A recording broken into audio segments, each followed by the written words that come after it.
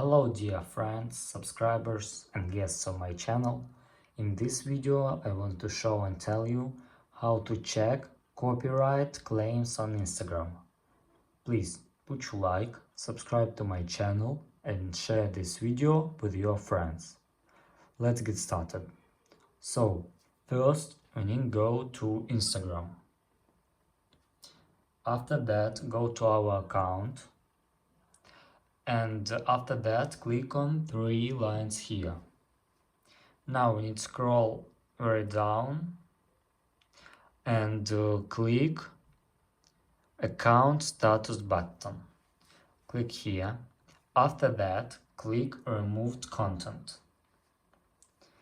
And as you can see, here we can read that our content isn't affected at the moment. And that's all. What this means?